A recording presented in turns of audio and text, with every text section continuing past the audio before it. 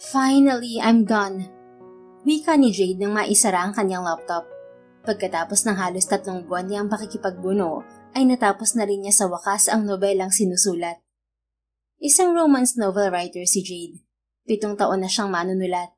Bata pa lang ay malawak ng imahinasyon niya kaya naman may kinalaman sa pagsulat ang kinuha niyang kurso sa kolehiyo. Pagkatapos niyang humigop mula sa ngayoy malamig na niyang kape, ay itinago niya ang laptop sa bag. Miss Jade, pauwi ka na? Tanong sa kanya ni Marie, ang staff ng 24-hour coffee shop kung saan naroon siya ngayon. Madalas siyang tumambay sa naturang coffee shop kaya kilala na siya ng mga staff doon. Oo, salamat. Ngiti niya sa babae bago naghikab. Sumulyap siya sa suot na relo. 7:00 na ng umaga. Mula 9:00 ng gabi ay naroon na siya sa coffee shop, kaya buong gabi na siyang walang tulog. Naku ma'am, ingat pa uwi ah. Bilin sa kanya ng babae. Don't worry, sanay naman ako na laging walang tulog. Sagot niya. Dahil pa uwi na si Jade, hindi na siya nag-abalang ayusin ang sarili bago lumabas ng shop. Malapit lang din ang kondo niya mula sa coffee shop kaya nagpasya na lang siya na maglakad kahit na mabigat na ang mga mata niya. Mabilis siyang nakarating sa condo building na tinitirhan. Pagkapasok niya sa elevator ay napasandal na siya sa dingding kasabay ng pagpikit ng mga mata. Misa, ang floor ka. Isang baritonong tinig ang narinig ni Jade dahilan upang mapilitan siyang idilat ang mga mata. Hindi niya inaasahan na bumungad sa kanya ang gwapong mukha ng isang lalaki. Nakatayo ito sa likod ng pinto ng elevator habang nakatingin sa kanya. Ang gwapo. Kamukha niya yung mga hero sa mga nobela ko. Wika ni Jade sa sarili. Bukod sa matangkad at gwapo ang binata, maganda ang pangangatawan nito. Bakas yun sa suot nitong fitted t-shirt at pantalon. Ano yung tanong mo? Anong pangalan ko? Wala sa sariling sambit niya sa kaharap. Bahagyang natawa ang binata at pakiwari ni Jade ay lalo pa itong gwapo sa paningin niya dahil sa tawa nito. Anong floor mo, miss? Napakurap siya at nahihiyang natawa. Sorry. Puyat kasi ako. Wala pang tulog. Mukha nga. Sagot nito matapos pasadahan ng tingin ng mukha niya. Nang maalala ni Jade ang ayos niya, ay biglang namula ang mukha niya sa hiya. Bigla niyang pinagsisihan na hindi man lang siya nagsuklay bago umalis ng coffee shop. Burado na rin ang lipstick niya. Sa lahat naman ng pagkakataon na makakakita ako ng gwapo, ngayon pa nabangag ako at walang tulog. Reklamo niya sa isip. 28th floor ako. Anya sa lalaki. Sumulip siya sa floor button ng elevator. Nakailaw na ang 28th floor doon. And your name? Ibinalik niya ang tingin sa lalaki. Teka, tinatanong mo ba ang pangalan ko? Ngumiti ito. Tila nalusaw ang tuhod niya nang makita ang maliit na dimple sa kaliwang pisngi nito. Yes, I'm now asking your name. I'm Andrew, by the way. Jade Luisa Alonzo. Nice to meet you, Jade. Bago ka rito? Ngayon lang kasi niya nakita ang lalaki. Yeah, kakalipat ko lang last week. Welcome to Serenity Towers, Andrew. Mahinang natawa ang lalaki. Thank you. Muli ay nag-init ang mga pisngi niya. Pati tawa nito ay bagay sa gwapo nitong muka. Bago pa siya tuluyang matulala sa kasama, ay inilabas niya ang cellphone at nagpadala ng message sa kapatid na si Jessica. Makikita sila ng kapatid bukas bago ito umalis patungong Singapore para sa trabaho nito. Nag-angat lang siya ng tingin nang tumunog ang elevator, hudyat na nasa 28th floor na siya. Tipid siyang ngumiti sa lalaki bago lumabas. Habang naglalakad sa hallway ay nararamdaman niyang may naglalakad sa likod niya. Nang lumingon siya, ay nakita niya ang gwapong lalaki na kasabay niya sa elevator. Ngumiti si Andrew nang magtama ang mga mata nila. May nakalimutan ka? Tanong niya sa lalaki. Wala, Jade. Bakit nakasunod ka? Tila naaaliw nang ngumiti ang binata. Nandito rin kasi sa floor na tong unit ko. Really? Anong unit number mo? 2803. Napakurap siya. Ikaw pala yung bagong lipat sa kabila. Katabi lang ng unit niya ang condo unit nito. Lumawak ang ngiti nito. You're from unit 2802? Akala ko walang nakatira dyan. Oo, sorry madalas kasi natulog ako sa araw. Para akong kwago sa gabi gising, kaya wala pa akong tulog ngayon. Well, definitely magandang kwago. Nakangiting wika nito. Idinaan niya sa tawa ang pag-iinit ng mga pisngi. Salamat, I'll consider that as a compliment. Huminto siya sa tapat ng unit niya.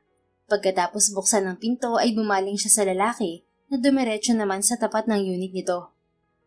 Sige, pasok na ako. Bahagya nitong itinaas ang isang kilay. See you, neighbor. Nakangiting wika ng lalaki. Pagpasok niya sa unit ay napangiwi siya nang makita ang refleksyon sa salamin. Malaking eyebags niya at bahagyang magulo ang buhok. Tapos sinabihan ako maganda ng gwapong kapitbahay ko. Halatang binubola ako. Nakangusong wika niya sa sarili bago dumiretso sa silid para matulog. 6:00 na ng hapon nang magising si Jade. Habang gumagawa ng sandwich na siyang dinner niya, ay narinig niya ang tunog ng doorbell. Bumalik sa kanyang engkwentro nila ng gwapo at hot na kapitbahay niya. Kaya naman sa halip na dumiretso agad sa pinto ay inayos muna niya ang sarili. Subalit sa halip na si Andrew ay ang kapatid na si Jessica ang sumulubong sa kanya pagbukas niya ng pinto. Jade, kanina pa ako tumatawag sa cellphone mo pero di ka sumasagot. Bungad sa kanya ng kapatid, kasama ang baby nito na nasa stroller. 1 taon lang ang tanda sa kanya ni Jessica. 2 lang silang magkapatid kaya sila lang ang magkasama sa buhay mula nang pumanaw ang ina nila 8 taon na ang nakararaan. Ang ama naman nila ay matagal nang nasa Amerika kasama ang bago nitong pamilya. 2 taon na rin silang hindi magkasama ni Jessica sa bahay dahil sa pag-aasawa ng kapatid. Sa kasalukuyan ay nakatira ito sa bahay nito at ng asawa nito sa Quezon City, kasama ang 5 buwang gulang na anak na si Erica. Sorry, hindi pa ako nakapag-check ng phone mula kaninang umaga. Buong araw akong tulog. Pinapasok niya ang kapatid sa loob ng kondo niya. Kamusta ang sinusulat mo ngayon? Tapos na ba? Yes, tapos na rin. Sa wakas makakapagbakasyon na ako. Pwede na ako ulit matulog ng normal. Teka, akala ko bukas pa tayo magkikita. Bakit sinadya mo ko ngayon? Tanong niya sa kapatid pagdating nila sa sala. I have a favor to ask you, Jade. Kailangan kong iwan sa'yo si Erica pagpunta ko sa Singapore. Anito na ang tinutukoy ay ang 5 buwang gulang na anak nito. Sa susunod na araw na ang flight ng kapatid niya patungo ng Singapore para sa trabaho. Ayon kay Jessica ay mahigit 1 linggo itong magtatagal sa naturang bansa. What? Bakit kailangan mong iwan sa akin si Erica? Nabiglang tanong ni Jade sa kapatid. Nagkaroon kasi ng emergency yung yaya ni Erica. Kailangan niyang umuwi ng probinsya bukas. Hindi ko naman pwedeng isamang anak ko sa Singapore na hindi kasama ang yaya niya. Kailan ba uwi ng asawa mo sa business trip niya? Tanong niya.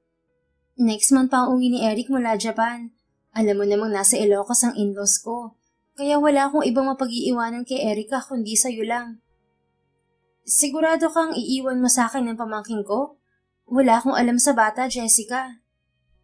Mahal ni Jade ang pamangkin niya, pero hindi siya sigurado kung makakaya niya itong alagaang mag-isa sa loob ng 10 araw. Tulad ng sinabi niya sa kapatid, wala siyang alam sa pag-aalaga ng bata, lalo na at baby pa ito.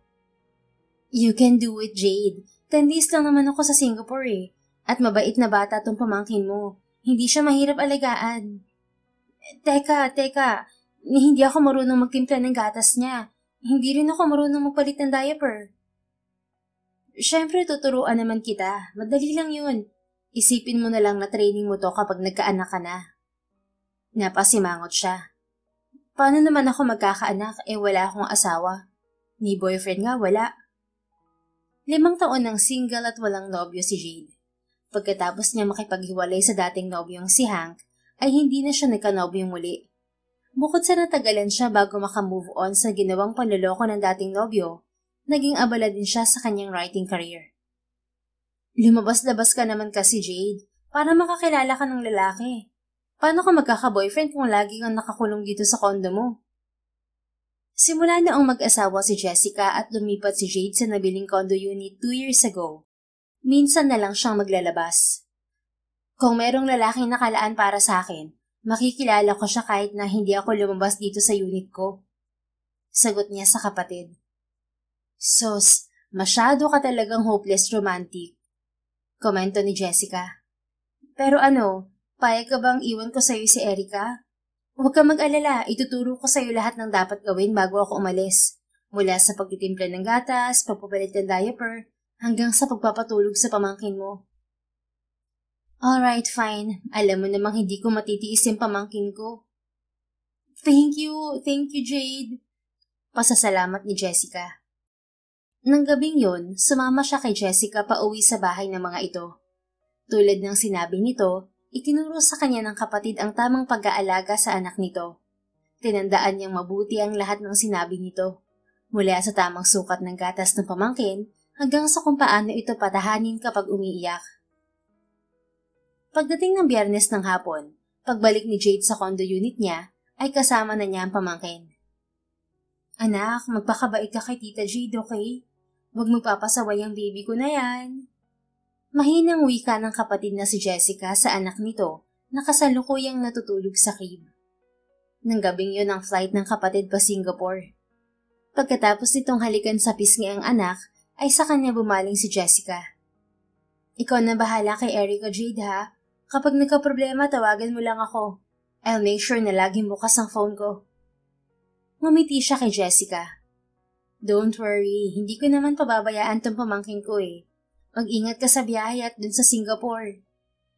Thanks, Jade. What would I do without you? Anang kapatid bago nagpaalam sa kanya. Hinatid niya sa labas ng kanyang unit si Jessica. Pag-alis ng kapatid ay binalikan niya ang natutulog na pamangkin sa crib nito. Dito ka muna, baby Erica, okay? Magluluto lang si tita ng dinner. Mahinang wika niya bago ito iwan. Dumiretso si Jade sa kusina. Mabilis siyang nagluto ng ginisang corned beef. Pagkatapos magluto ay bumalik siya sa sala para doon kumain. Binuksan niya ang TV. Subalit hindi niya nilakasan ng volume upang hindi maistorbo ang pamangkin. Saktong tapos na siya sa pagkain nang magising si baby Erica. Agad niya itong nilapitan at binuhat. Hello, gising na pala ang princess namin. Napahinto siya nang biglang umiyak ang bata. Oh, hush baby, si tita to, okay? Ngumiti siya nang titigan siya ng pamangkin. Subalit agad rin itong bumalik sa pag-iyak. Nagugutom ka ba ulit, ha? Teka, gagawa muna ng gatas si tita, okay? Muli niyang ibinalik ang bata sa crib bago mabilis na nagtimpla ng gatas nito. Tulad ng hinala niya, nagugutom nga ito dahil agad itong tumahan nang bigyan niya ng gatas. Wow, gutom pala ang munting prinsesa namin. Sambit niya nang maubos nito ang bote ng gatas na tinimpla niya. Pagkatapos niyang padighayin ng pamangkin ay nilaro naman niya ito. Ba! Wika ng pamangkin habang isinusubo ang daliri nito. No, baby. Don't put your hand in your mouth. Iiling-iling na wika ni Jade. Marahan niyang inalayo ang kamay nito sa bibig bago ito inabutan ng laruan. Ilang oras siyang nakapaglaro sa pamangkin hanggang sa wakas ay tila maubusan ito ng energy at antukin muli. Aba, naghihikab ng prinsesa na yan. Come on, tulog na ulit, baby. Patutulugin ka ni tita, okay? Binuhat niya ang pamangkin at sinimulang ihele. Subalit sa gitna ng pagpapatulog niya rito ay bigla itong umiyak. Hey princess, anong problema? Gusto mo ulit ng gatas? Nag-aalalang tanong niya sa pamangkin nang lalo pang lumakas ang pag-iyak nito. Muli niya itong ibinaba para ipagtimpla ng gatas. Subalit sandali lang yung ininom ng pamangkin bago ito muli na namang nag-ingay. Shhh! Anong gusto ng baby Erica na yan, ha? Bigyan mo naman ng ideya si tita, oh. May halong pakiusap na sambit niya sa pamangkin nang hindi niya ito mapatahan sa pag-iyak. Hindi na alam ni Jade ang gagawin. Napalitan na niya ang diaper nito, nagpapatugtog na rin siya ng lullaby tulad ng bilin sa kanya ng kapatid. Subalit ayaw pa rin tumigil sa pag-iyak ng bata. Habang tumatagal ang pag-iyak nito ay lalo siyang nai-stress. Teka, tawagan na natin ang mommy mo. Hindi ko na alam ang gagawin eh. Anya sa pamangkin nang muli itong ibaba sa crib. Kinuha niya ang cellphone at sinubukan tawagan ng kapatid, subalit hindi ito sumasagot. Hindi ko pa makontak ang mommy mo, princess. Malamang nasa biyahe pa yun. Bumuntong hininga siya. Nang mga sandaling yon, napagtanto niyang mas mahirap ang mag-alaga ng sanggol kaysa sa maghabol ng deadline ng nobela niya. Muli niyang binuhat ang pamangkin. Habang sinusubukan itong muling patahanin, ay inalabas niya ito sa veranda ng unit niya. "Look here, princess, oh! Ang ganda ng city lights, di ba? Parang mga stars." Anya kay Baby Erica nang iharap ito sa tanawing bumungad sa kanila. Sandali itong tahimik, subalit ilang segundo ang lumipas ay muli na naman itong umiyak. "Princess, tahan na. Sige na, please. Hindi na alam ni tita ang gagawin sa'yo. Sige ka, baka mapaiyak na rin si tita niyan." Muli ay nakikiusap na sambit niya sa batang hawak. "Jade?" Natigilan si Jade nang marinig ang isang pamilyar na boses. Pumihit siya sa kanan niya. Wala sa sariling napakurap siya nang makita si Andrew sa balkonahe ng katabing unit. Hi. Bati niya sa lalaki. Bigla siyang nahiya nang maalala ang ayos niya. Magulo ang buhok niya at lukot ang suot na damit dahil sa pakikipaglaro sa pamangkin. Bakit ba lagi na lang akong wala sa ayos kapag nakakita niya ako? Wrong timing naman. Ani Jade sa sarili. "Is everything okay?" Kunot ang noong tanong ni Andrew. Pasensya na kung naistorbo ka namin." Nahihiyang sambit niya. "Is your baby okay?" Tanong nito nang dumako ang tingin sa pamangkin na nasa bisig niya. Alanganin siyang umiti. Okay naman siya kanina pero bigla na lang umiyak 1 hour ago eh. Hindi ko mapatahan hanggang ngayon. "Baka nagugutom. Binigyan mo na ba ng gatas?" Oo, pero hindi naman niya naubos. Inaantok na kanina pero nung pinatulog ko, biglang umiyak. Feeling ko hinahanap na niya ang mommy niya. "Oh, hindi ko ang mommy niya?" Tila natigil ang tanong ni Andrew. "Ha? Hindi. Pamangkin ko tong si Baby Erica. Kapatid ko ang mommy niya. Iniwan lang sa akin ngayon dahil may importanteng business trip yung kapatid ko sa Singapore." Ibinalik niyang atensyon sa pamangkin nang abutin nito ang damit niya. "Hush, princess. Tahan ka na, please." "Hey Jade, can I help you?" Ibinalik niya ang tingin sa gwapong kapitbahay. "Anong sabi mo?" Ngumiti si Andrew. "Can I help? I know a thing or two about babies. Baka matulungan kitang mapatahan ng pamangkin mo." Napakurap siya sa narinig bago nagdiwanag ang muka. "Talaga? Naku, salamat.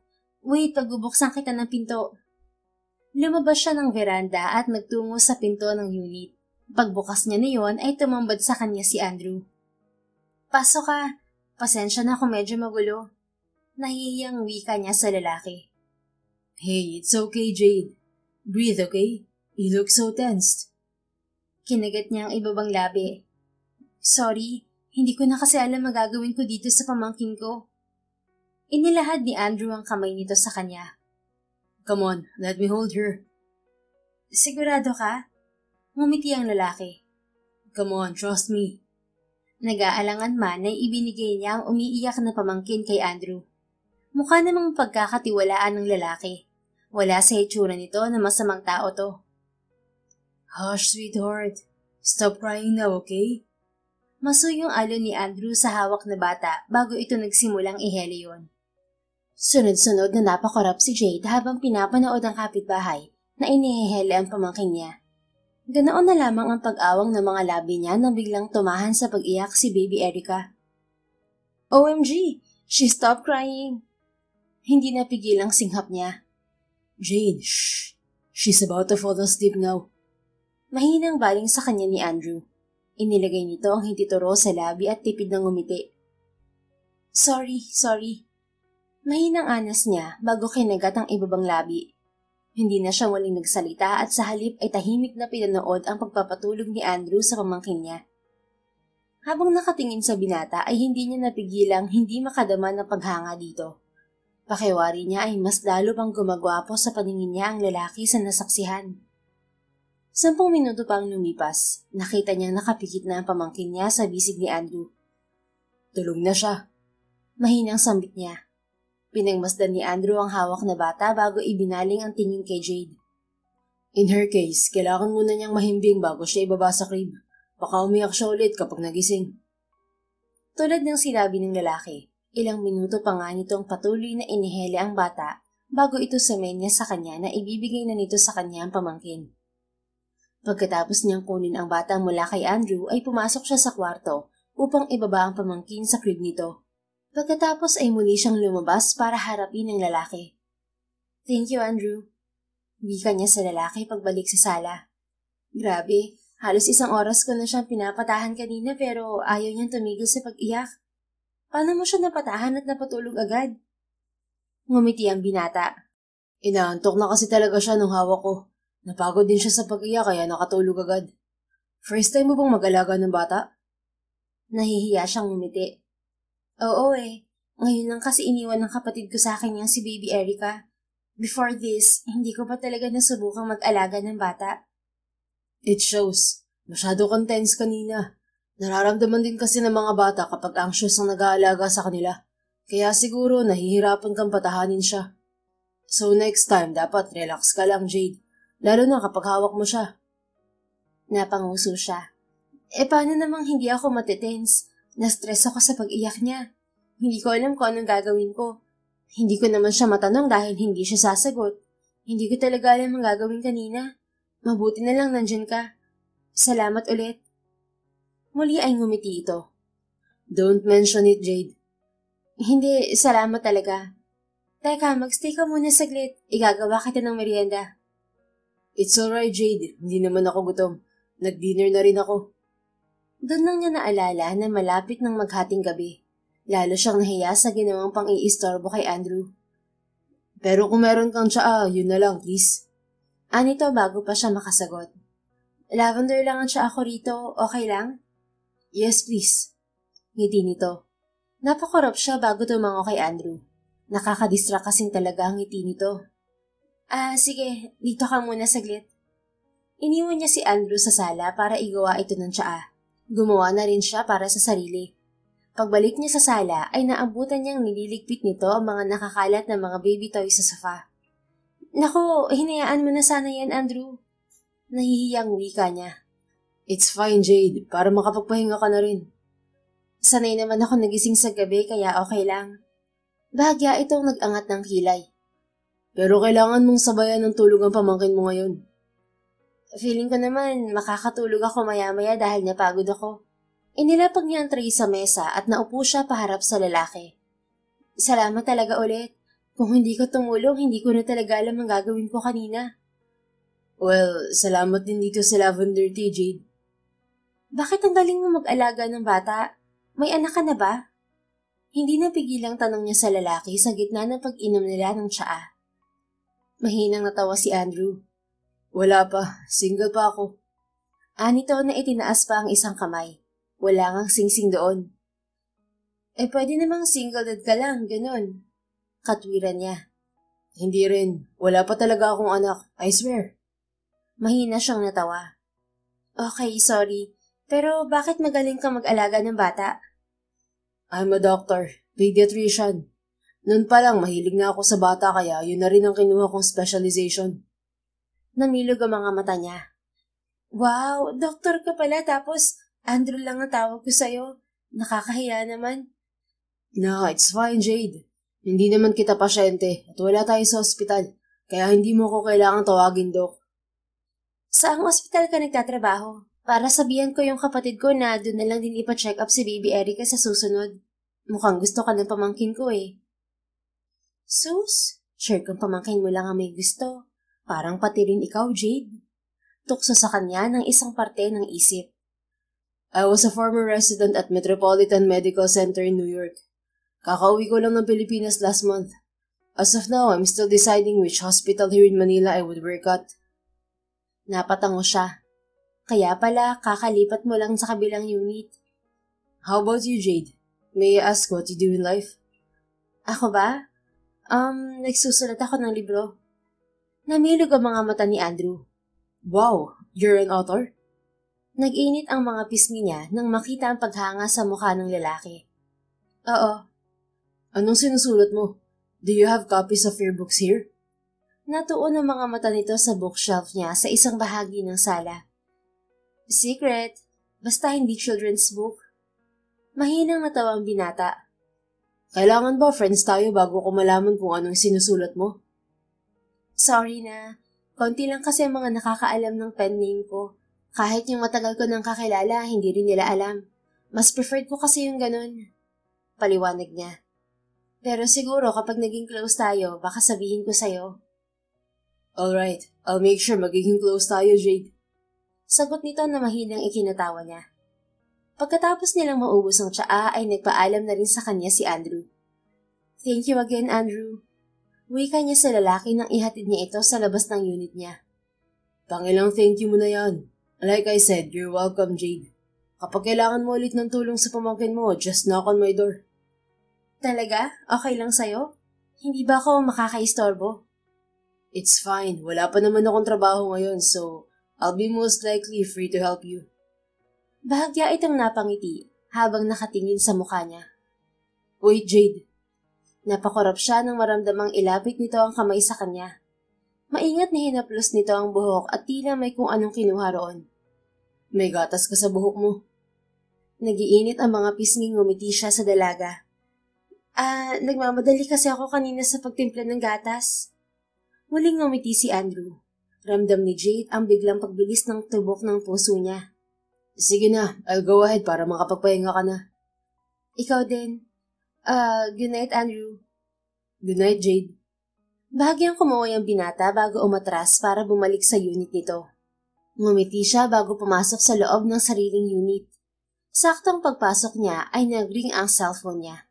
Kinuha niya yon at mabilis na sumagot nang makitang ang kapatid ang tumatawag.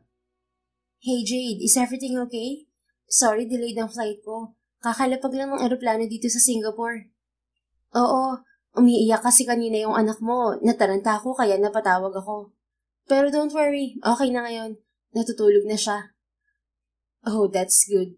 I told you can do it, Jade. Sa una ka lang mahihirapan. Kinagat niyang ibabang labi.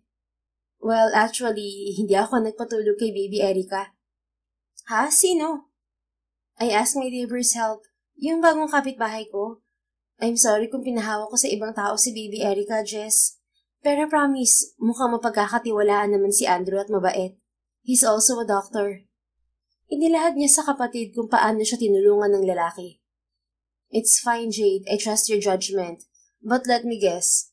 Gwapo yung doktor na yan, no? Ha? Paano mo nalaman? Natawa ang kapatid. Kasi para kang kinikilig habang nagkakwento eh. Bet mo, no? Napanguso siya. Ang gwapo naman kasi talaga niya, Jess. Tapos parang lalo pa siyang gumagwapo sa paningin ko habang karga niya si Baby Erica kanina. Ang husband material niya. Baka siya na yung lalaking hinihintay mo, Jade. Anang kapatid sa kabilang linya. Hindi ko pa nga alam kung single pa. Mamaya may girlfriend na pala yun. Hindi naman nakapagtataka kung meron ngang nobya ang binata dahil tulad ng sinabi niya, husband material ang gwapong kapitbahay niya. Sino naman ang aayos sa lalaking gwapo, doktor at magaling pa sa bata? Sana wala para chance mo na para magka-love life. Sagot ni Jessica. Tinawanan lang niya ang sinabi ng kapatid bago nagpaalam dito. Pagkatapos niyang ibaba ang cellphone ay dumiretso na siya sa kanyang silid. Naabutan niya ang pamangkin na mahimbing na natutulog. Good night, princess. Wika niya sa bata bago siya nahiga sa kama. Kinabukasan, naabutan ni Jade na gising na ang pamangkin niya nang magmulat siya ng mga mata. Nang sulyapan niya ang relo ay nakita niyang 8:00 na ng umaga. Good morning, princess. Naunahan mo pa si tita na magising ah. Anya sa pamangkin nang lapitan ito sa crib. Mabuti na lang hindi ka umiyak kahit natulog pa si tita. Pagkatapos niyang palitan ang diaper ng bata ay pinagtimpla niya ito ng gatas. Inilipat din niya ito sa crib nito sa sala ng unit niya. Dito ka muna, princess, okay? Gagawa lang si tita ng breakfast saka aayusin ko yung pampaligo mo. Wika niya sa pamangkin habang abala ito sa pag-inom ng gatas. Iniwan niya ito at nagtungo siya sa kusina. Dahil sanay siyang hindi mag-almusal, gumawa lang siya ng kape bago binalikan ng pamangkin. Bakit ngayon ang bait mo naman ha? Anong problema mo sa akin last night? Ayaw mong si titang magpatulog sa'yo? Nakangusong tanong niya sa pamangkin habang nilalaro ito. Ba. Tanging sagot ni Erica habang iwinamagayway ang kamay. Natatawang hinawakan niya ang ngiti nito. Ilang sandali pa ay pinaliguan niya ang pamangkin. Ang hirap pala talagang maghinanay. Paano pa kaya yung mga single mother tapos walang pambayad ng yaya? Wika ni Jade sa sarili habang pinupunasan ng tuwalya ang pamangkin. Pagkatapos niya itong bihisan, ay siya naman ang nagbihis. Balak niya mag-grocery dahil paubos na ang stocks niya. Mabuti na lang at may supermarket sa ground floor ng condo building, kaya hindi na niya kailangan lumayo. Behave ka lang sa grocery store, okay? Pakiusap niya sa pamangkin habang inilalagay niya ito sa baby carrier na nakasuot sa kanya. Pagkatapos isabit sa balikat ang tote bag, ay lumabas siya ng kanyang unit. Hi, Jade. Napabaling siya kay Andrew na tulad niya ay kalalabas lang din ng unit nito. Bagong ligo ang binata at nakasuot ng puting t-shirt at cargo shorts. Andrew, hello. Nakangiting lumapit ang binata. Yumuko ito at marahang ikinumpas ang kamay sa harap ng pamangkin niya. Hello, baby Erica. Masuyong bati nito sa bata. Princess, natatandaan mo ba si Andrew? Siya yung nagpatulog sa'yo last night. Wika naman ni Jade sa pamangkin.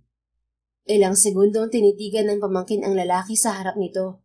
Pagkatapos ay ngumiti ito at inabot ng kamay sa binata. Naaaliw namang ipinahawak ni Andrew ang daliri sa bata. Mukhang gusto ka talaga ng pamangkin ko, Andrew. Ngumiti sa kanya ang binata bago muling ibinaba ang tingin sa bata. Princess pala ang tawag sa'yo ni tita. Bagay naman sa'yo dahil maganda ka. Parang si tita rin. Nag-init ang mga pisngi ni Jade sa sinabi ni Andrew. Alam ko na kung bakit gusto ka niya. Ang galing mo kasing mambola. Bahagyang nakaangat ang kilay at sulok ng mga labing ibinalik nito ang tingin sa kanya. Totoo naman yung sinabi ko. Ang ganda-gandang bata ni Baby Erica. Kasing ganda ko rin. Gusto niyang itanong subalit sa halip na isa tinig yon ay bahagya siyang tumawa. Oo nga naman, tama ka dyan. Sige, mauna na kami ng pamangkin ko, Andrew. Mag-grocery kami sa baba. Really? Doon din ang punta ko. Sabay na ako sa inyong magtita. Ani Andrew. Dahil sa sinabi ng binata ay sabay silang sumakay ng elevator pababa sa ground floor ng condo kung saan naroon ang malawak na supermarket. Hindi ka ba nabibigatan sa kanya, Jade? I could carry her if you want. Baling sa kanya ni Andrew habang nasa elevator sila.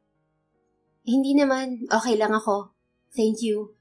Isa pa, hindi naman malikot ang pamangkin ko. Ibinaba niya ang tingin sa pamangkin na tahimik na iginagala ang tingin sa paligid nito habang may subong pacifier.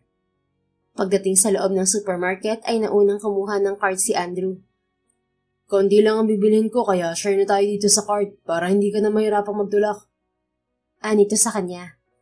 Sigurado ka okay lang sa'yo? Oo naman, ako nag-offer diba? Nakangiting sagot nito. Salamat. Sa pagkakataong yun ay hindi na siya tumanggi sa binata dahil gusto rin naman niya itong makasama. Marunong ka pala mag-grocery.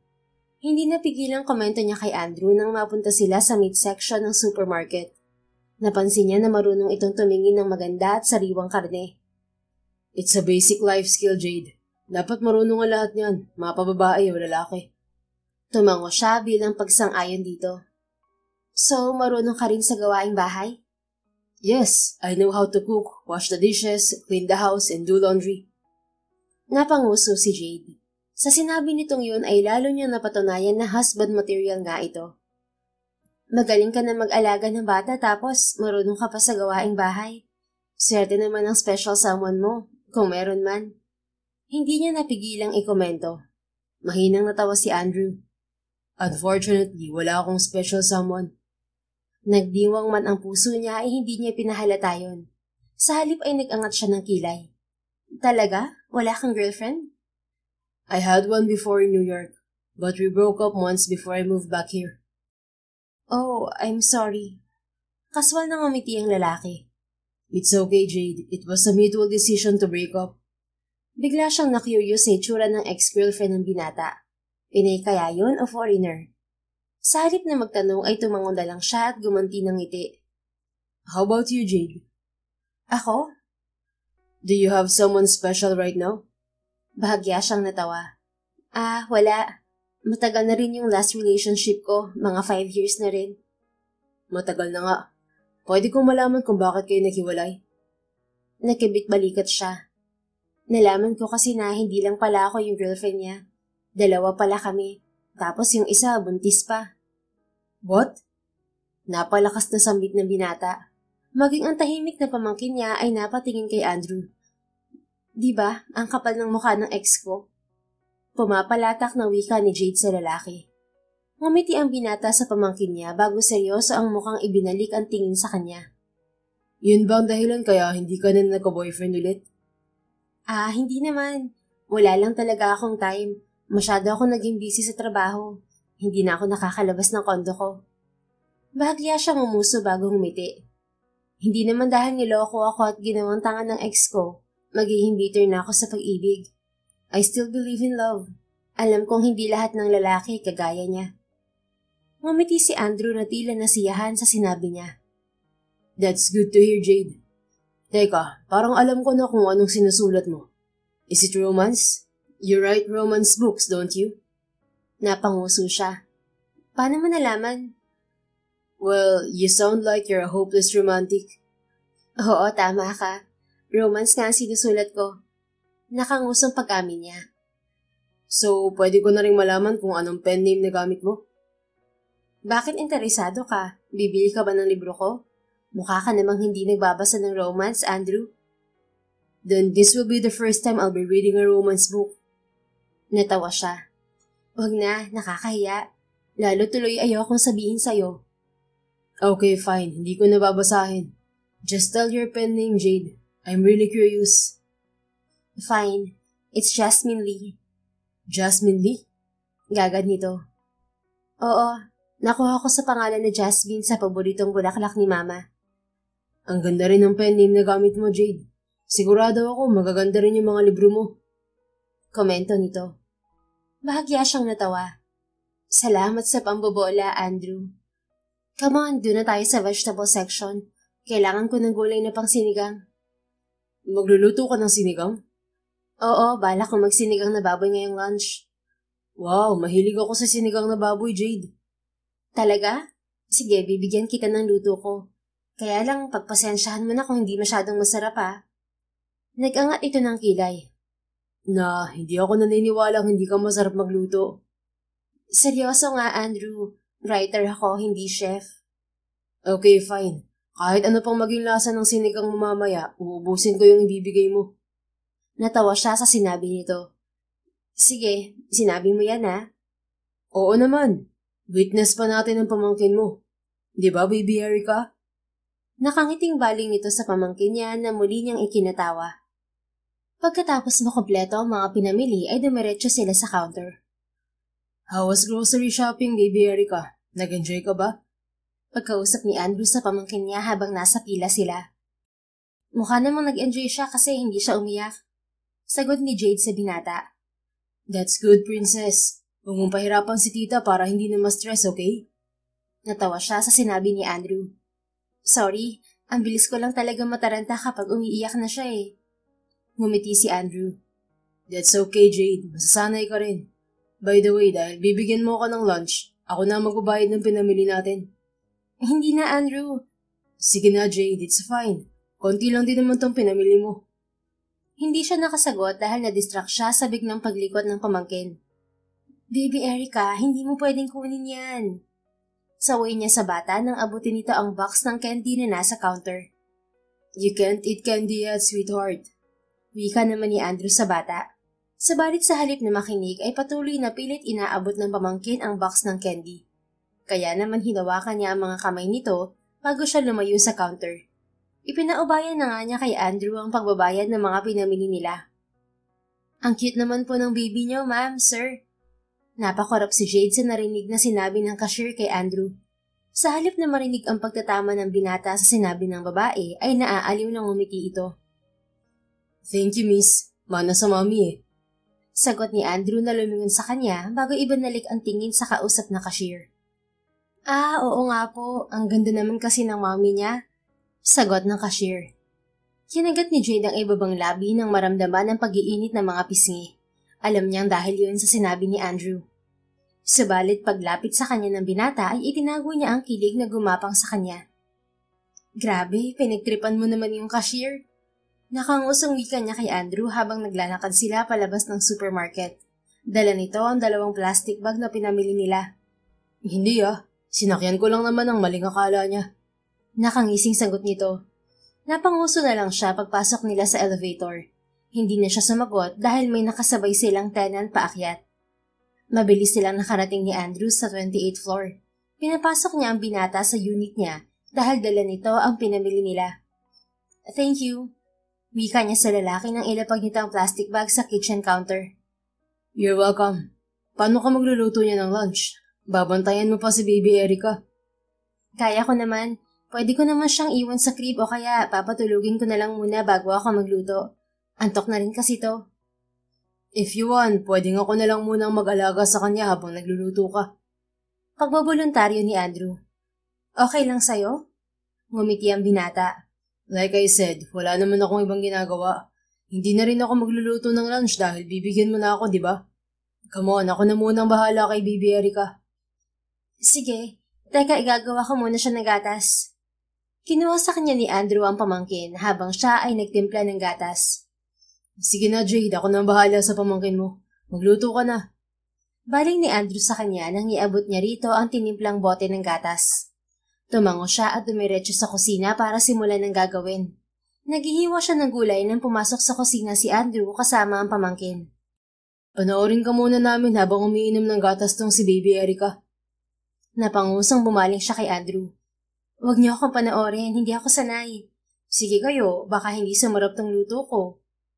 Mahinang natawa si Andrew. Naghihiwa ka pa lang naman, Jade. Basta, hindi ako sanay na pinapanood ako magluto.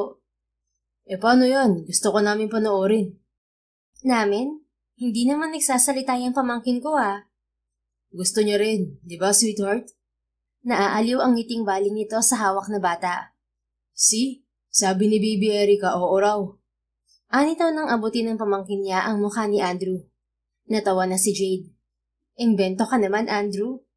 Sa huli ay pilit na lang siyang nag-concentrate sa ginagawa upang hindi madistract sa presensya ng gwapong binata. Ilang minuto ang lumipas, nakita niyang nakatulog na ang pamangkin sa bisig ng lalaki.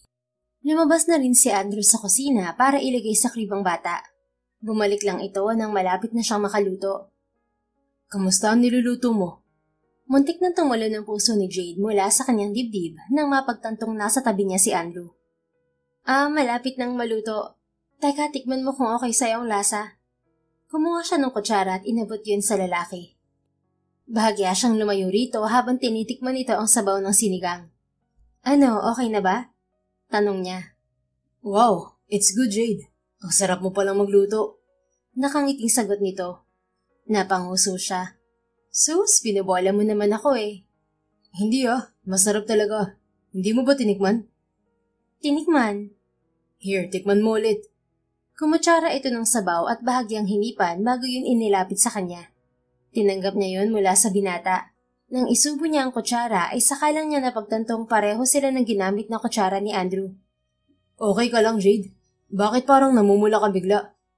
Tumikhim siya. Okay lang ako. Okay nga yung lasa. Ngumiti si Andrew.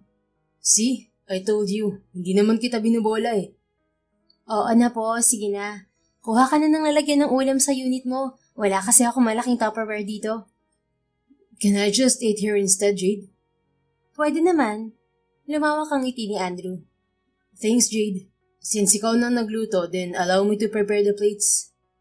Hinayaan na nga niya si Andrew na mag-ayos ng hapag. Ilang sandali pa ay naupo sila sa dining table niya. Ako na, di mo kailangan gawin yan. Nakangusong wika niya nang unahan siya ni Andrew na ipaglagay ng kanin sa plato niya. Lord naman, bakit nung nagsabog ka ng magagandang katangian, nakuha ata lahat ng lalaking to? Anya sa isip. Ngumiti ito. Hayaan mo na akong gawin to, Jade. Ikaw tong pinakain ako ng libreng lunch, Ikaw naman tong nagbayad sa mga pinamili ko, tapos inaalagaan mo pa ang pamangkin ko.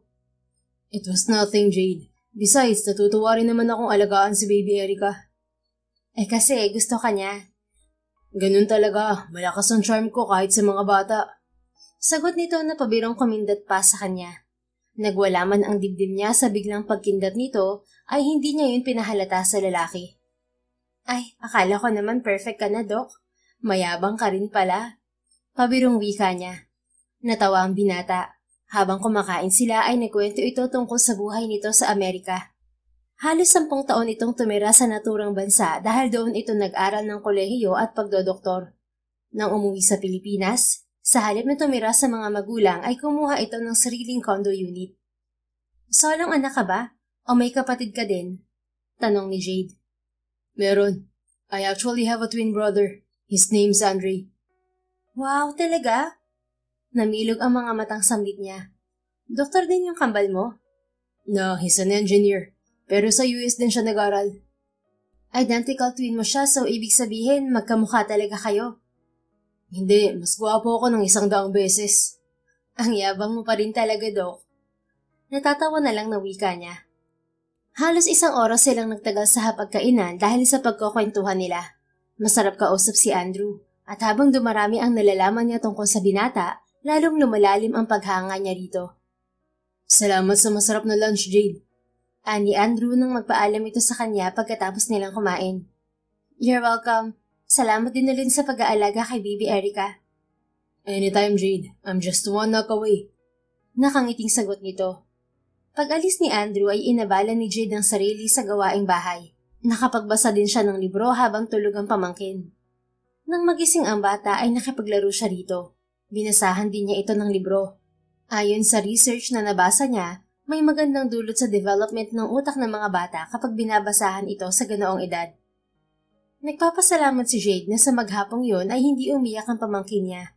Subalit pagdating ng gabi, nang patutulugin na niya ito, ay muli na naman itong umiyak. Shh, princess, tahan na, please. Alo niya sa pamangkin habang isinasayaw ito sa bisig niya. Nang bigo siyang mapatahan ng bata, ay napabuntong hininga siya at nagpasya siyang hingin muli ang tulong ni Andrew. Ilang segundo pagkatapos niyang mag-doorbell sa unit ng binata ay bumukas ang pinto nito.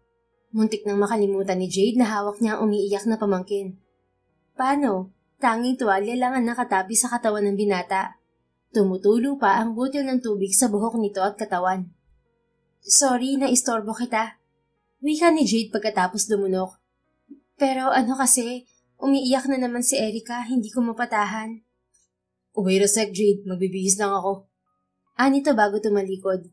Ipinilig niyang ulo pagtalikod ng binata at ibinalik ang atensyon sa pamangkin niya. Hindi nagtagal ay bumalik si Andrew. Nakabihis na ito.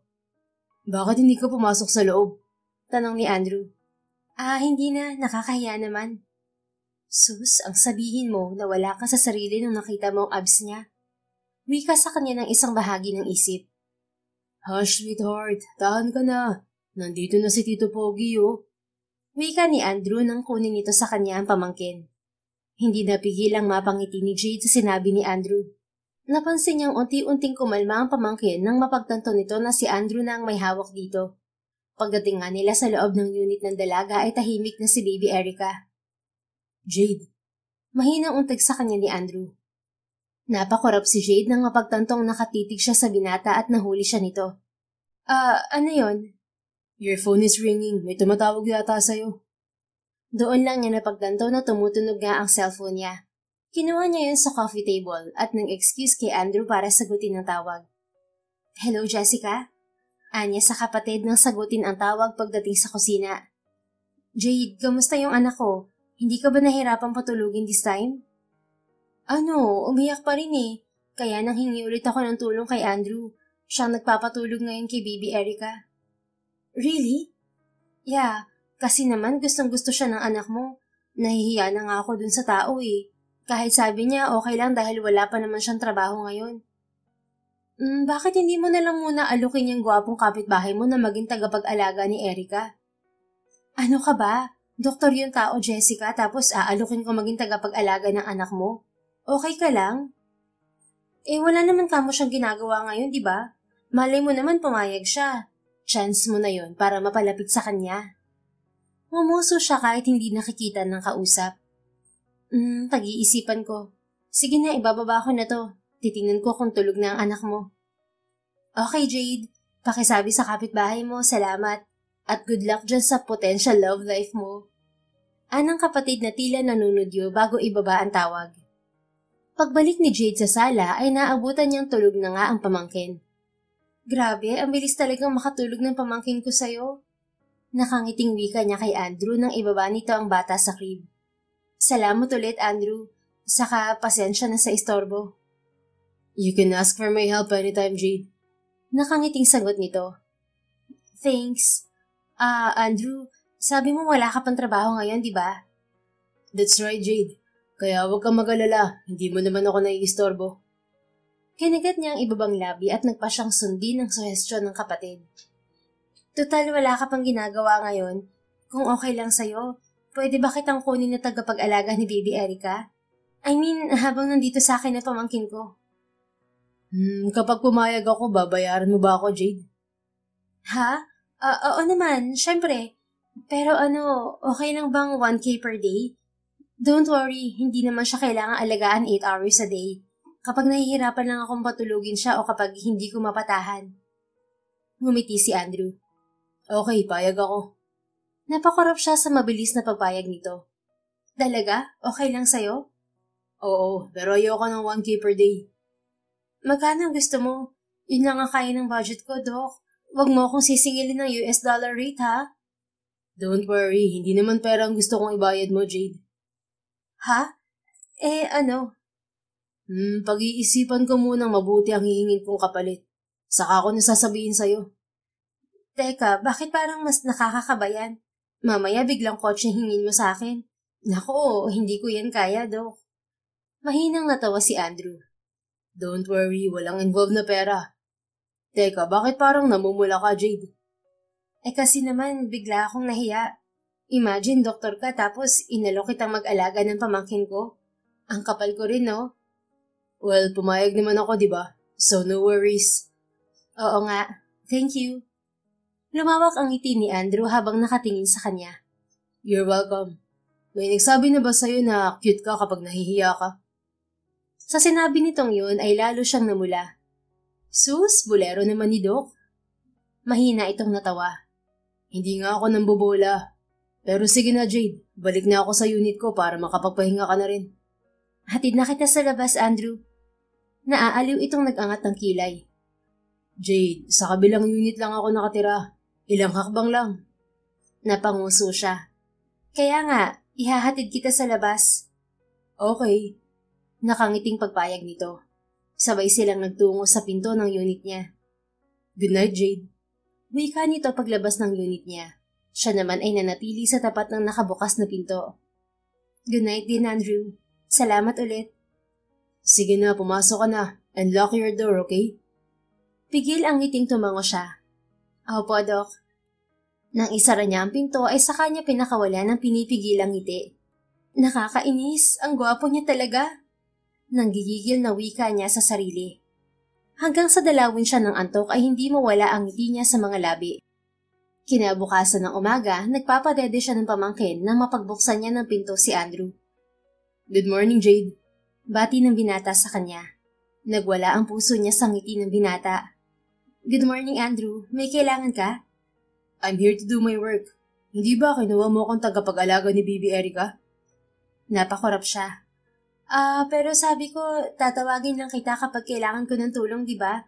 On call ka. Yun, oo. Ganun ang ibig kong sabihin. It's fine. Wala naman akong ginagawa. Nakakainip din sa loob ng unit ko. Dumiretso si Andrew sa pamangkin na nasa crib na abala sa pagdede ng gatas. Ikaw, Jade, kumain ka na ba? Baling sa kanya ng binata. Hindi pa, inuna ko munang asikasuhin si Baby Erica. Kumunot ang noo ng lalaki. It's already 9. Okay lang, sanay naman akong hindi mag-breakfast. That's not healthy. Kumain ka kahit konti. Breakfast is the most important meal of the day, Jade. Doktor ka nga talaga, Andrew. Nakangiting sagot niya sa lalaki. Ako na muna ang bahalang mag-asikaso dito kay Baby Erica, okay? Asikasuhin mo muna yung sarili mo. Get something to eat, please. Tila may paru-parong nagwala sa tiyan niya sa lambing ng boses ni Andrew. Napatango na lang tuloy siya sa binata. Sige, dito na muna kayo. Anya bago iniwan ng dalawa. Bumalik siya sa sala na dala ang ginawang bowl ng oatmeal. Okay na po ba to, Doc? Pabirong tanong niya kay Andrew. Ngumiti si Andrew. Very good, Jade. Di ba, sweetheart? Very good si tita. Baling pa nito sa pamangkin niya. Natawa naman si Jade nang bigla ring tumawa si Baby Erica. Hay nako, gustong-gusto mo talaga na si Doc ang nag-aalaga sa'yo, no? Anya sa pamangkin. Sorry, tita, pero mas favorite ako ni Baby Erica. Pabirong wika ni Andrew na tinawanan na lang niya. Sa sumunod na mga araw, lagi nang nasa unit ni Jade si Andrew upang tumulong sa pag-aalaga sa pamangkin niya. Halos sabay na rin silang kumakain ng binata at naghihiwalay lang pagdating ng gabi. Habang lumilipas sa mga araw, pareho silang lalo pang napapalapit sa isa't isa ng binata. Sa bilis ng araw ay hindi niya namalayan na 10 araw na sa poder niya si Baby Erica. Sabado ng hapong yon, nilalaro nila ni Andrew ang kanyang pamangkin, nang sa wakas ay dumating ang kapatid niyang si Jessica. Hello, my princess! Nandito na si Mommy!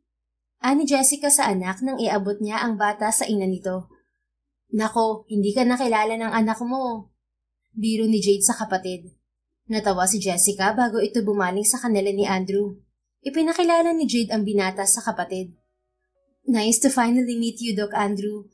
Madalas kang makwento sa akin ni Jade kaya huwag kang magtaka kung parang kilala na kita. Please, Andrew na lang. Nakangiting sagot ni Andrew sa babae. Salamat sa pag-aalaga sa anak ko, Andrew. You're welcome, Jessica. Nag-enjoy akong alagaan si Baby Erica. She's an adorable baby. Nako, tama nga sinabi ni Jade. Di ka lang gwapo, mabait ka pa. Pinandilatan ni Jade ang kapatid sa sinabi nito, subalit ngumisi lang ito sa kanya. Mahinang natawa naman si Andrew bago bumaling sa kanya. Really, Jade? Sinabi mo yun? Oo, binida kanya sa akin. Naunang sagot ni Jessica sa binata. Lalo tuloy na mula ang mukha ni Jade. Sa halip na tumingin kay Andrew ay hinawakan niya ang kamay ng pamangkin. Mamimiss ni tita ang prinsesa na yan. Pwede ka naman dumalaw lagi sa bahay tapos isama mo na rin si Andrew. Ani Jessica sa kanya bago ibinalik ang tingin kay Andrew. Sabi ni Jade, kinontrata ka niya para tulungan siyang mag-alaga sa anak ko? Bahagyang natawa si Andrew. Well, yeah, that's right. Salamat ulit, Andrew, ha? Pero si Jade na bahalang magbayad sa'yo, okay? Pilya ang ngiting wika ni Jessica. Don't worry about it. Si Jade naman talagang sisingilin ko. Bahagyang natawa ring sagot ni Andrew sa babae. Isang oras pang nagtagal si Jessica bago ito nagpaalam. Subalit dahil kailangan itong dalhin ang mga gamit ng anak, ay inihatid na nila ito ni Andrew sa bahay nito. Salamat ulit, Andrew. Pasensya na dun sa ibang sinabi ni Jessica, ha? Palabiro talaga yon. Wika niya sa binata pagbalik nila sa unit niya. Gabi na sila nakauwi dahil niyaya rin silang maghapunan ng kapatid niya. Pero totoo yung sinabi niya na sinabi mong gwapo ako? Nakaangat ang kilay na tanong nito. Napanguso siya kasabay ng pag-iinit ng mga pisngi. Oo, totoo naman kasing gwapo ka. Anyway, kailan mo ako sisingilin dun sa pag-aalaga mo kay Baby Erica? This weekend, kung pwede ka nun. Pwede naman ako. Pero teka, ano bang kailangan kong ibayad sa'yo? Date, Jade. I wanna date with you. Napakurap siya kasabay ng pagwawala ng dibdib. Date? Yes, date. Bakit date? Biglang sumeryoso ang mukha ng binata nang salubungin nito ang tingin niya. Because I like you, Jade, and I want to date you. Gusto mo ko? Halos mabingi siya sa biglang paglakas ng tibok ng puso. Since the first time I met you that day on the elevator, Jade. Kung hindi pa obvious na gusto kita, then I'll make it clear now. Gusto kita, Jade, at gusto kitang mas makilala pa. So I would like to ask you out on a date. Nakangusong nag-angat siya ng kilay habang sinusubukang pakalmahin ang sarili. Bakit tinatanong mo pa ako, Andrew? Hindi ba required naman na pumayag ako dahil yun ka mong bayad ko sa'yo sa pag-aalaga mo sa pamangkin ko? Ngumiti ito. Well, I don't want to force myself into you, Jade. Kaya pwede ka pa rin naman tumanggi kung ayaw mo talaga. As if naman tatanggi ako sa'yo. Sagot niya sa isip. Okay, sige, payag ako. Tigil ang ngiting tango niya sa binata. Lumawak ang ngiti nito. Talaga? Oo nga, gusto mong ulitin ko pa? Gusto kong marinig sa'yo ng buo yung salitang, oo, makikipag-date ako sa'yo, Andrew. Natawa siya. Oo, makikipag-date ako sa'yo, Doc Andrew James Salazar. Ayan, okay na po ba? Okay na, Miss Alonzo. Nasisiyahang sagot nito. See you tomorrow then, okay? Sunduin kita ng 9 a.m. Kung makapagsalita ka naman na susunduin mo ko, parang ang layo ko sa'yo. Saka bakit ang aga naman? Para makarami tayo. Makarami ng ano? Nang pupuntahan, Jade. Napatungo na lang siya kasabay ng pag-iinit ng muka. Saan tayo pupunta? Secret. Pero promise mag-enjoy ka. And just wear anything casual. Pinag-isipan mo na agad tong date natin, ha? Isang linggo ko nang pinag-iisipan kung saan kita dadalhin kapag pumayag kang i-date kita. Actually, noong una pa lang kitang makilala eh. Pabirong inungusan niya ang lalaki kasabay ng paggapang ng kilig sa sistema niya. Sus, ewan ko sa'yo, bolero. Mahinang natawa ang binata. Sige na, Jade. Good night. I-reserve mo ang kilig mo bukas, ha? Ewan ko talaga sa'yo. Sige na, umuwi ka na. Good night. Pabirong pagtataboy niya rito. Nang mahiga si Jade sa kama ng gabing yon ay nakangiting niyakap niya ang unan. Pakiramdam niya ay teenager siya na kinikilig at na-excite para sa date nila ni Andrew kinabukasan. Ang siste tuloy ay hating gabi na siyang nakatulog. 9:00 ng umaga kinabukasan, narinig niya ang tunog ng doorbell. Pagbukas niya ng pinto ay tumambad sa kanya si Andrew. Bukod sa napakagwapo nito sa suot na itim na polo shirt at pantalon, agad niyang napansin ang hawak nitong pumpon ng bulaklak. Good morning, Jade. Bati nito sabay abot ng hawak na bouquet. Good morning, Andrew. Bakit may bulaklak? Gusto kitang bigyan ng bulaklak sa first date natin. Thank you. Hindi na nakapagpigil ng ngiting sagot niya. You're welcome. Ready ka na bang umalis? Tumango siya sa binata. Sabay silang bumaba sa basement parking at dumiretso sa sasakyan nito.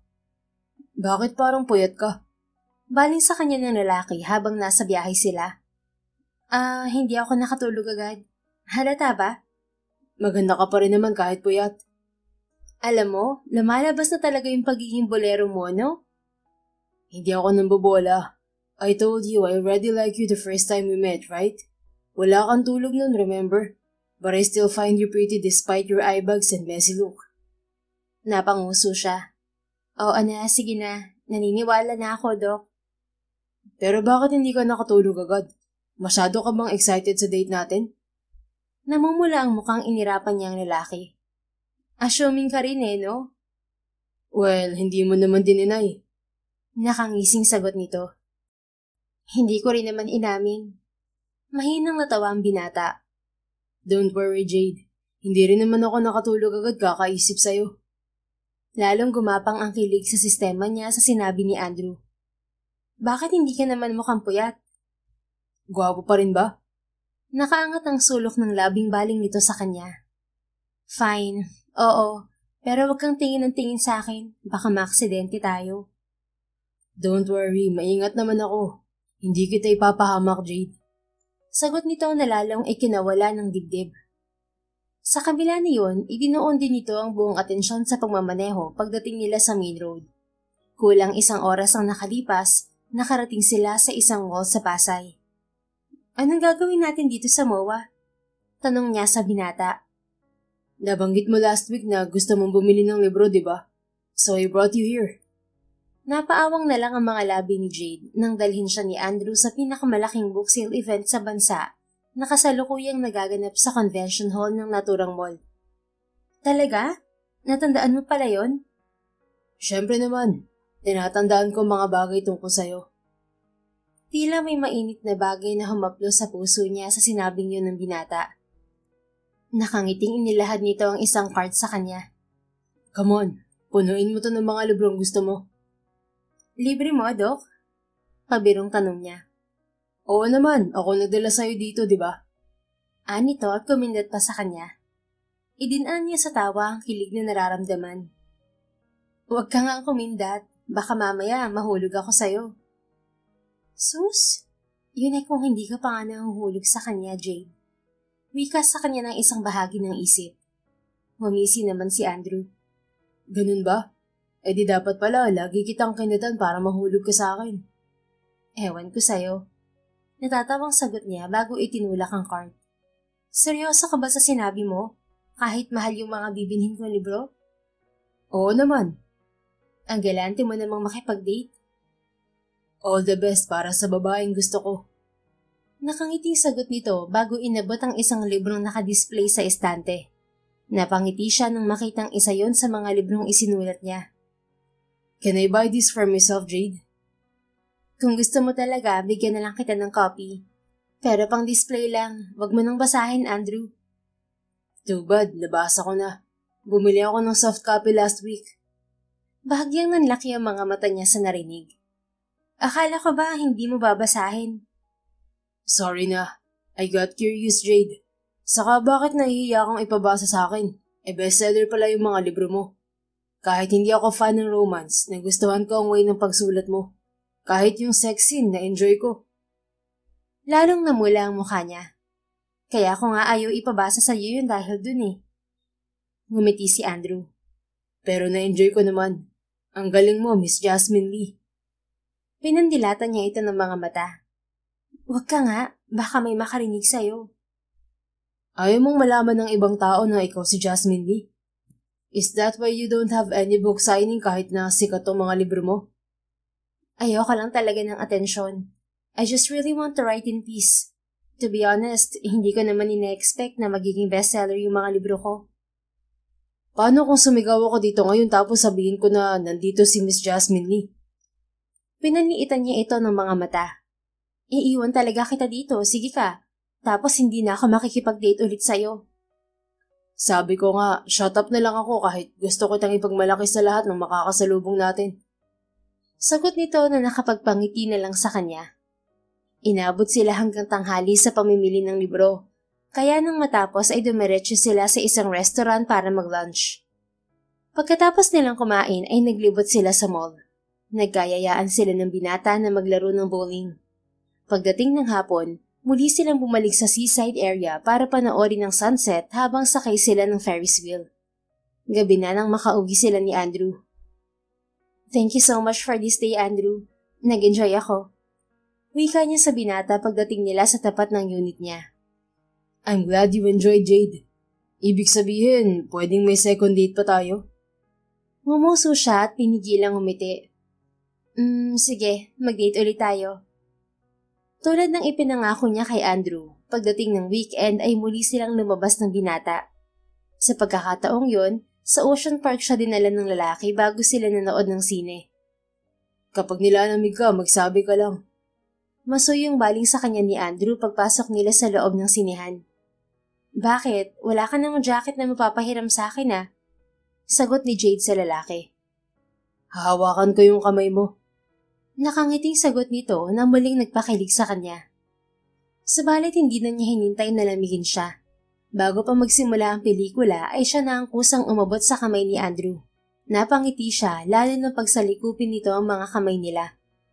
Daig pa niya ang teenager na kinikilig ng mga sandaling yon. Lalo na dahil hanggang sa matapos ang palabas ay nanatiling hawak ni Andrew ang kamay niya. Gusto mong kumain ulit? Masoy yung tanong ni Andrew sa kanya paglabas nila ng movie house. Grabe ka naman, busik pa ako, Andrew.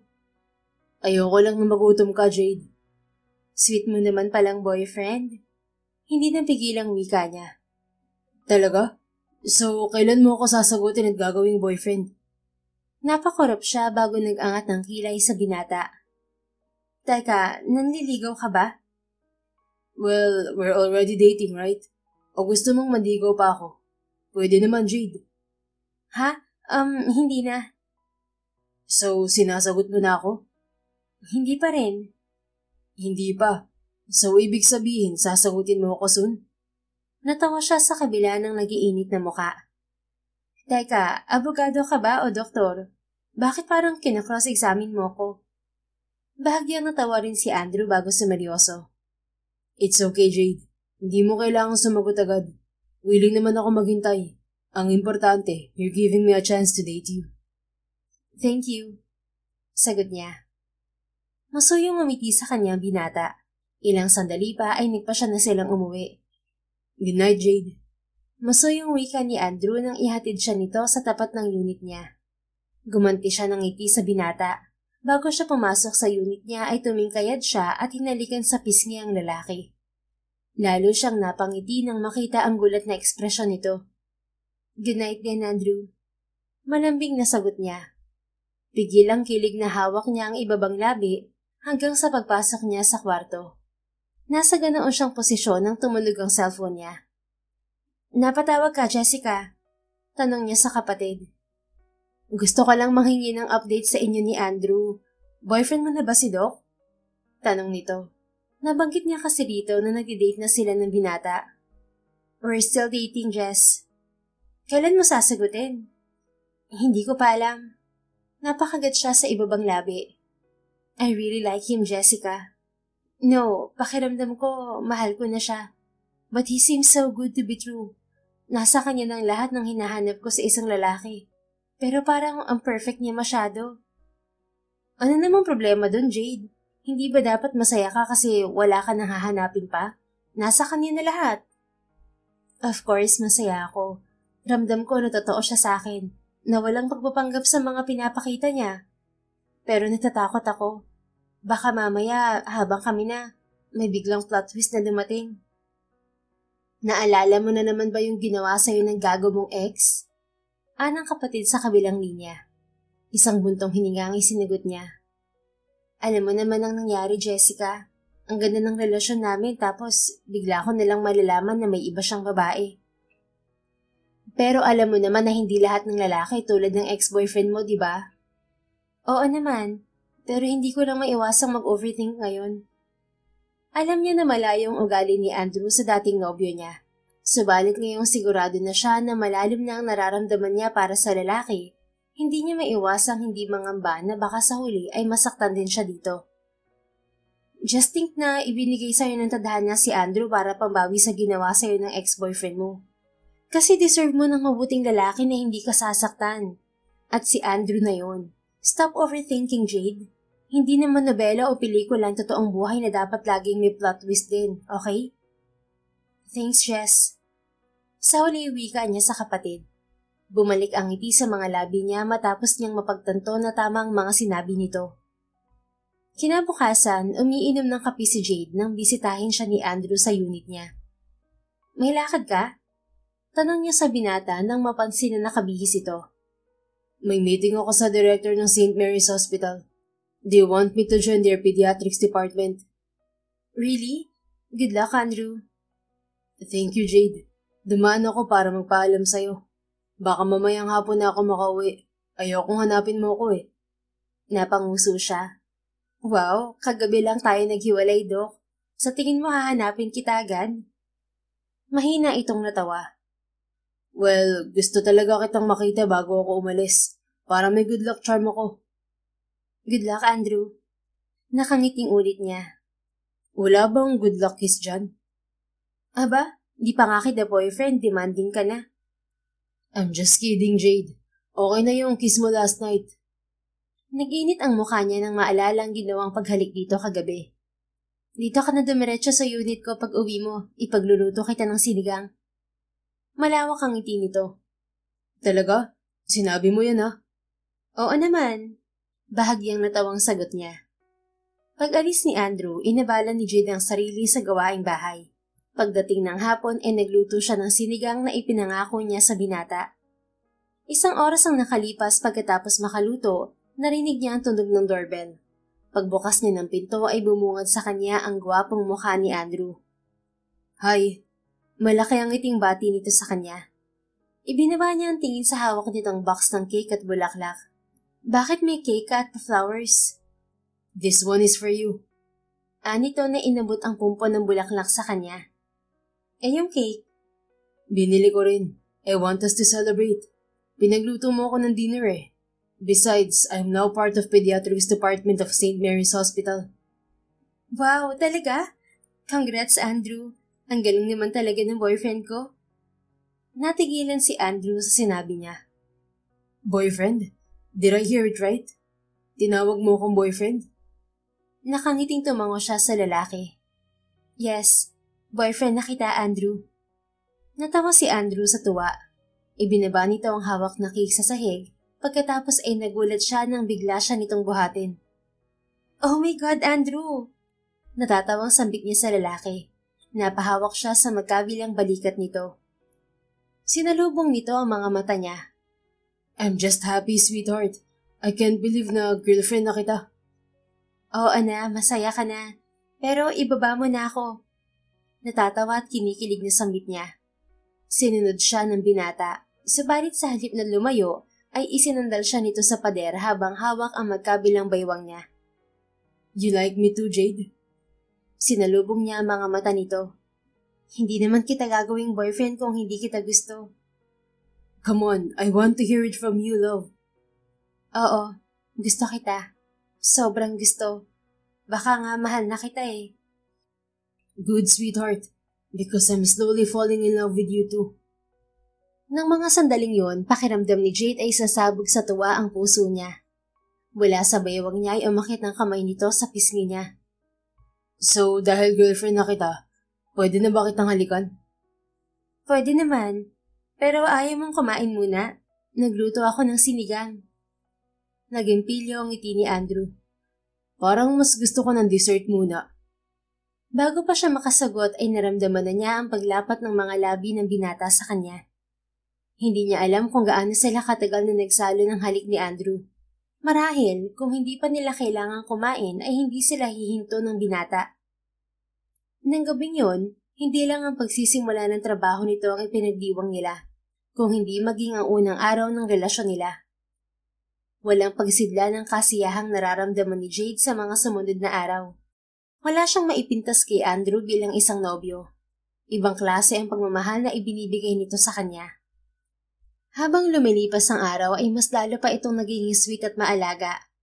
Hindi niya lubos sa kalain na mararanasan din niya ang nararanasan ng mga bidang babae sa mga romance novel na isinusulat niya.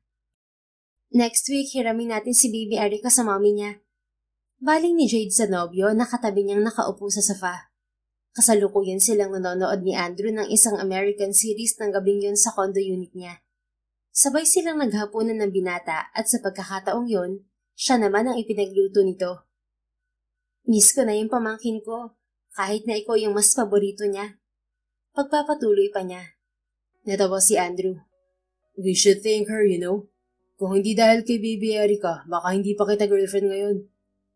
Baka nga hindi talaga magiging tayo kung hindi dahil sa kanya. Nakangiting umiling si Andrew. Na, kahit wala ang pamangkin mo, magiging tayo. Pero baka matagalan lang. I told you, I liked you the first time I saw you, right? So I will surely pursue you, love. Talaga? Masuyo itong tumango. Ikaw, kailan mo ba ako nagustuhan? Nung una ring magkita tayo sa elevator. One of the reasons talaga kung bakit kita inalok maging tagapag-alaga ni Baby Erica ay para mas mapalapit ako sa'yo. Pag-amin niya rito. Nanunuksong nag-angat ng kilay sa kanyang nobyo.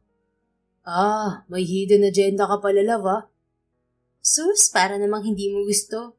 Eh, ikaw ang nagsabi na gusto mo ako una pa lang. Natawa ito. Wala naman akong sinabi na hindi ko gusto, Jade. Basta hiramin natin si Baby Erica. Nakangiting paglalambing niya sa nobyo. Muli ay pilyong nag-angat ng kilay ang binata. What if gawa na lang tayo ng sarili nating baby, love? Nalaki ang mga mata niya sa suwestyon ng nobyo. Hoy, Andrew. Kumindot pa sa kanya ang lalaki bago hinawakan ang mukha niya. What if gawin natin yung bed scene sa mga nobela mo, love? Napalunok siya kasabay ng matinding pamumula ng mukha. Subalit bago pa niya makuhang magsalita, ay naramdaman na niya ang labi ni Andrew sa pisngi niya. Hey, relax, love. Bago ang baby, syempre dapat kasal muna, di ba? Iningusan niya ito. Nakakainis ka naman, Andrew. Bakit? Gusto mong gumawa na tayo ng baby ngayon? Natatawang tanong nito. Hindi, no? Aba, dapat pakasalan mo muna ako. Yun naman talaga ang gagawin ko. Masuyo yung sagot nito. Nilukob ng init ang puso niya sa narinig mula sa nobyo. Pero, sigurado ka na ba sa akin, Andrew? Walang pag-aalinlangang sinalubong nito ang mga mata niya. Oo naman, Jade. I have never felt this way towards any other woman before. Sigurado ako na ikaw ang babaeng gusto kong iharap sa altar. Masuyo siyang napangiti. Ramdam niya ang sinseridad ng nobyo. Tulad ng binata, iba ang pagmamahal niya kay Andrew kumpara sa mga nagdaang lalaki sa buhay niya. Gusto niyang si Andrew na ang lalaking maging ama ng anak niya at makasama niya sa hinaharap. Ikaw din ang lalaking gusto kong makasama habang buhay, Andrew. Mahal kita. And I love you too, Jade. Masuyong sagot ng binata. Nagpatuloy ang masayang relasyon nila ni Andrew. Habang lumilipas sa mga araw, lalo pang lumalalim ang nararamdaman nila sa isa't isa. Good morning, love. Wika kay Jade ng nobyo nang magising siya ng umagang yon. Doon siya sa unit ng binata nagpalipas ng gabi. Nagising na lang siya na nakabihis na ang nobyo at handa nang pumasok sa trabaho. Bakit hindi mo ako ginising? Nakangusong reklamo niya. Ang sarap kasi ng tulog mo. May breakfast na sa mesa. Kumain ka, please. Masuyong wika nito. Yes po, Doc. Simula nang maging nobyo niya ang binata ay lagi na siyang napapakain ng almusal dahil dito. Good. Ikaw na bahala sa unit ko, okay? Tumango siya bago pinasadahan ng tingin ng nobyo. Isang linggo ka na sa St. Mary, hindi pa kita nakikitang suot ang white coat mo. Mahina itong natawa. Sige, suotin ko ngayon para sa'yo, love. Pagkatapos nga nitong sabihin yon ay isinuot nga nito ang doctor's coat nito sa harap niya. Mas gwapo ka ng 10 times kapag naka-doctor's coat ka. Komento niya sa nobyo. Talaga? Pakis nga sa love ko. Nakangiting sinampay niya ang braso sa balikat ni Andrew bago inilapit dito ang sarili.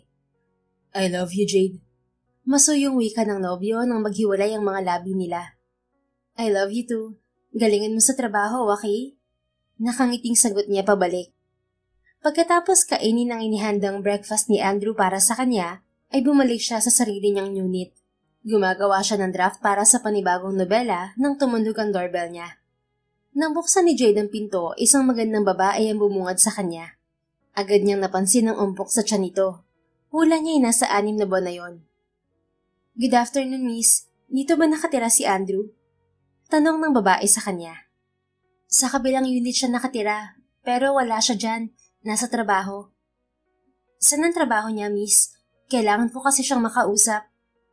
Pinagmasdan niya ang mukha ng babae. Pwede ko bang malaman kung sino ka at ano ang sadya mo sa kanya, miss? I'm Vinnie Santiago. Kailangan ko makausap si Andrew tungkol dito sa pinagbubuntis ko. Inilagay nito ang isang kamay sa nakaumbok na tiyan. Pakiramdam ni Jade ay pansamantalang huminto ang tibok ng puso niya sa narinig. Ipinagbubuntis mo? Yes, si Andrew ang tatay nitong dinadala ko, miss. Girlfriend ka ni Andrew? Tila nag-aalang ang umiti sa kanya ang babae. Hindi. I actually don't really know him. Nakilala ko siya sa party at may nangyari sa amin 6 months ago. Hindi ko inaasahan na mabubuntis ako kaya umuwi ako dito sa Pilipinas para hanapin siya. Mahigpit na napahawak si Jade sa hamba ng pintuan. Pakiwari niya ay matutumba siya sa halo-halong emosyong nararamdaman. Miss, okay ka lang? Untag ng babae sa kanya. Sa kabila ng luhang nagbabadyang bumagsak ay nagawa niyang tumango dito. Pwede ko bang malaman kung saang ospital nagtatrabaho si Andrew? Tanong muli nito. Nilunok niya ang bikig sa lalamunan. Sa St. Mary's. Nang talikuran siya ng babae ay saka pinakawalan ni Jade ang pinipigilang luha. Sa isang iglap, tila nawasak ang puso niya. Bumalik sa kanya ang sakit na naranasan noong natuklasan niya ang ginawa ng dating nobyo. Sa pagkakataong yun, doble ang sakit na naramdaman niya dahil doble ang pagmamahal niya para kay Andrew. Napahinto siya sa pag-iyak nang tumunog ang cellphone niya. Sa halip na sagutin ang tawag ni Andrew ay pinatay niya ang cellphone at nagpa siyang umalis. Nagtungo siya sa bahay ng kapatid. Jade, anong nangyari sa'yo? Bakit namumula yung mga mata mo? Nag-aalalang tanong sa kanya ni Jessica nang salubungin siya nito. Pigil ang luha na sinabi niya sa kapatid ang dahilan ng pag-iyak. Akala ko ba walang plot twist sa totoong buhay? Pero ano tong dumating sa akin, Jessica? Marahang hinawakan ng kapatid ang braso niya. Let's make this clear, Jade. Hindi ka naman niloko ni Andrew eh. Aksidente niyang nabuntis yung babaeng nung nasa Amerika pa siya. Hindi ka pa niya nakikilala nun. Pero hindi ko alam kung kaya kong ipagpatuloy ang relasyon namin. Knowing na may responsibilidad siya sa ibang babae. Mahal ko siya, pero ayoko may masaktan na ibang tao. Magkakaroon siya ng anak sa ibang babae, Jessica. Alam mo, hindi na uso mga martir ngayon, Jade. Boyfriend mo si Andrew. Mahal mo siya kaya wag mo siyang basta pakawalan dahil lang sa problemang yan. Ikaw ang mahal ni Andrew, hindi yung babaeng nabuntis niya. Mapait nang ngumiti siya sa kapatid. Oo, alam kong mahal ako ni Andrew. Pero paano kung iwan niya ako para sa responsibilidad niya sa babaeng yun at anak niya? Kung sakaling mangyari yon, masakit man kay Jade ay maiintindihan niya ang desisyon ng binata. Huwag ka munang mag-overthink hanggat hindi mo nakakausap si Andrew, Jade. Wika sa kanya ng kapatid. Mahal ka niya, okay? So I know he won't make decisions that would hurt you. Besides, hindi pa naman sigurado kung totoo bang siya yung tatay ng bata. Ang mabuti pa, ikaw munang mag-alaga dito kay Erica para madistract ka dyan sa mga iniisip mo. Subalit bago pa nito maibigay sa kanya ang anak ay naistorbo na sila ng tunog ng doorbell. Jade, si Andrew yung nasa labas. Imporma sa kanya ng kapatid pagbalik nito mula sa labas. I asked him to come inside but he refused. Hihintayin ka na lang daw niya sa labas. Come on, you have to talk to him, Jade. Humugot siya ng malalim na hininga. Nag-ipon si Jade ng lakas ng loob bago nagpa siyang harapin si Andrew. Agad na sumulubong sa kanya ang nag-aalalang mukha ng nobyo nang labasin niya ito. Naabutan niya itong nakatayo sa pasyo ng bahay. Lumunok siya at sinalubong ang mga mata nito. Andrew, nakausap mo na ba si Venice? Tumango ang nobyo. I already talked to her, but I'm not the father of her baby, Jade. Natigilan siya sa sinabi ni Andrew. Hindi ikaw? Pero sabi niya, nagkakilala kayo sa New York. Marahang umiling sa kanyang lalaki. I didn't even know that woman, love. Ngayon ko lang siya nakilala. The one she met in New York was not me. It was Andre, yung kakambal ko. Siya yung nakilala niya sa New York. At ang kakambal ko ang ama ng pinagbubuntis niya. Nang mga sandaling yon, tila sa isang iglap ay nawala ang lahat ng pangamba sa dibdib ni Jade. Pero bakit kanya napagkamalan na ikaw ang kakambal mo? My brother didn't tell her his name when they met. Kaya akala ni Venice ako yung hinahanap niya. Masuyong hinawakan nito ang kamay niya. Believe me, love. I'm telling you the truth. We can talk to Venice to prove that I'm not lying to you. Umiling siya bago masuyong umiti sa binata. Naniniwala ako sa iyo, Andrew. I'm sorry for not answering your calls earlier. Hindi ko kasi alam kung anong sasabihin ko. Halo-halong nararamdaman ko kanina. Natatakot ako na iwan mo ako. At the same time, naiintindihan ko kung sakaling gagawin mo man yon. Please remember that I will never leave you, Jade. Never. Ano mang problema ang dumating sa relasyon natin, hindi kita iiwan. Mula sa kamay ay nagpunta ang kamay nito sa mukha niya. Mahal kita, Jade. Ikaw lang ang mahal ko. Kaya wala akong ibang gustong maging ina ng mga magiging anak ko, kundi ikaw lang. Sa wasahan mo, wala akong ibang babaeng mabubuntis kundi ikaw lang. Nag-init ang mga pisngi niya sa huling sinabi nito. Aba, bago mo ako buntisin, mag-propose ka muna, Andrew. Siyempre naman, love. Ganoon na lang nga ang pagkabigla ni Jade nang walang ano-ano'y lumuhod sa harap niya si Andrew at ilabas ang isang singsing. Bakit may singsing ka agad? Napakurap na tanong niya sa nobyo. I was actually planning to propose to you one of these days, Jade. Total nabanggit mo na, might as well do it now. Puno ng pagmamahal na sinalubong nito ang tingin niya. Will you marry me, Miss Jade Luisa Alonzo? Will you be my wife? And the mother of all our future children? Buong puso at walang pag-aalinlangang tumango siya sa lalaking minamahal. Of course, I will marry you, Andrew. Pagkatapos isuot sa kanya ni Andrew ang singsing sa daliri niya, ay nagsalo sila sa isang walang kasing tamis na halik. Nang gabing yon, muli nilang nakausap ng nobyo si Venice at doon nakumpirma niya mula sa babae na totoo ang lahat ng sinabi sa kanya ni Andrew. 6 na buwan ang nakalipas, ginanap ang kasal ni Jade at ni Andrew. Dinaluhan yun ng pamilya nito. Kabilang na ang kabal nitong si Andre at asawa na nitong si Venice. Kompleto rin ang pamilya ng kapatid niya. Dumating din ang tatay nila. 1 taon ang lumipas matapos ang kanilang pag-iisang dibdib. Isinilang ni Jade ang panganay na anak nila ni Andrew. Sa pagdaan ng mga taon ay nasundan pa yon ng 3 supling. Lumipas man ng mga taon, ay hindi nagbago ang pagmamahal ni Andrew kay Jade, at ganoon din siya sa asawa. Naging matiwasay at masaya ang buhay nilang mag-asawa sa piling ng asawa at kanilang 4 na mga anak. Hanggang sa kasalukuyan ay hindi pa rin makapaniwala si Jade na mararanasan niya ang nararanasan ng mga bidang babae niya sa kanyang mga nobela. Kahit may asawa na siya at anak, ay patuloy pa rin siyang nagsusulat ng mga nobela upang bigyang inspirasyon at pakinigin ng mga readers, maging ang mga taong nawawalan na ng pag-asa na totoo ang pag-ibig at darating yon sa tamang panahon. The End. Kung nagustuhan mo ang istoryang ito, please don't forget to like, comment, and share it with your friends. Your support really makes a difference.